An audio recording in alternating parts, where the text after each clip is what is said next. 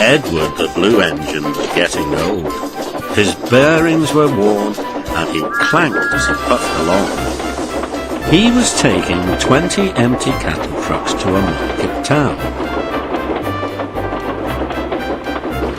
The sun shone, the birds sang, and some cows grazed in a field by the line.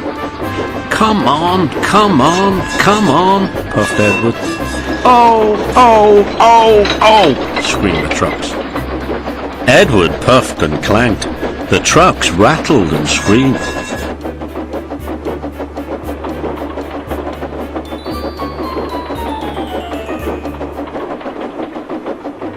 The cows were not used to trains. The noise and smoke disturbed them. They twitched up their tails and ran. They galloped across the field, broke through the fence, and charged the train between the 13th and 14th trucks. The coupling broke, and the last 7 trucks left the rails. They were not damaged and stayed upright. They ran for a short way along the sleepers before stopping. Edward felt a jerk, but didn't take much notice. He was used to trucks. "Bother those trucks," he thought. "Why can't they come quietly?"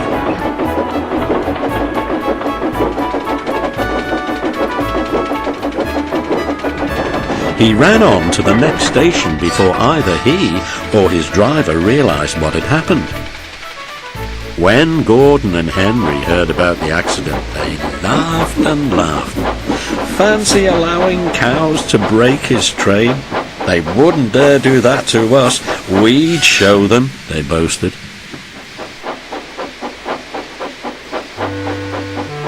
Edward pretended not to mind.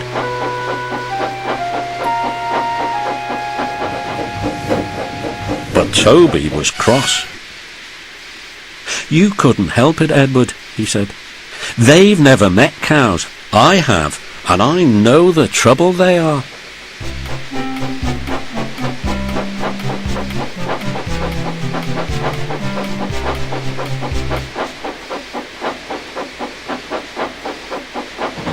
Some days later, Gordon rushed through Edward's station.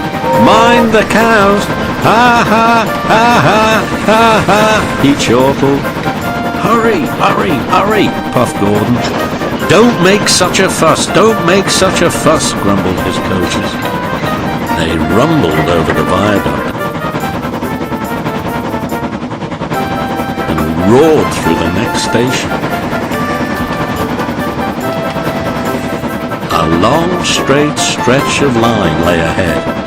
In the distance was a bridge. It had high parapets each side. It seemed to Gordon that there was something on the bridge. His driver thought so too. "Whoa, Gordon," he said, and shut off steam. "Pooh," said Gordon, "it's only a cow." "Shoo, shoo," he hissed, moving slowly onto the bridge. But the cow wouldn't shoo. She had lost her calf and felt lonely. "Moo," she said sadly, walking towards him. His driver, fireman, and some passengers tried to send her away, but she wouldn't go, so they gave it up. Presently Henry arrived with a train from the other direction. "What's this?" he said grandly. "A cow? I'll soon settle her. Be off, he hissed. But the cow turned and mooed at him. Henry backed away. "I don't want to hurt her," he said.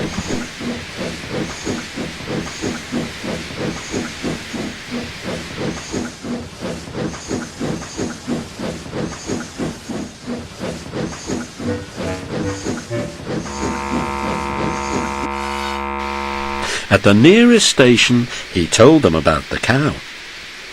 "That must be Bluebell," said a porter thoughtfully. "Her calf is here, ready to go to market. We'll take it along." So they unloaded the calf and took it to the bridge. "Moo, moo," wailed the calf. "Moo, moo," bellowed Bluebell. She nuzzled her calf happily, and the porter led them away. The two trains started. Not a word. "Keep it dark," whispered Gordon and Henry as they passed. But the story soon spread. "Well, well, well," chuckled Edward. "Two big engines afraid of one cow." "Afraid? Rubbish," said Gordon huffily. "We didn't want the poor thing to hurt herself by running against us. We stopped so as not to excite her. You see what I mean, my dear Edward?" "Yes, Gordon," said Edward gravely. Gordon felt somehow that Edward saw only too well.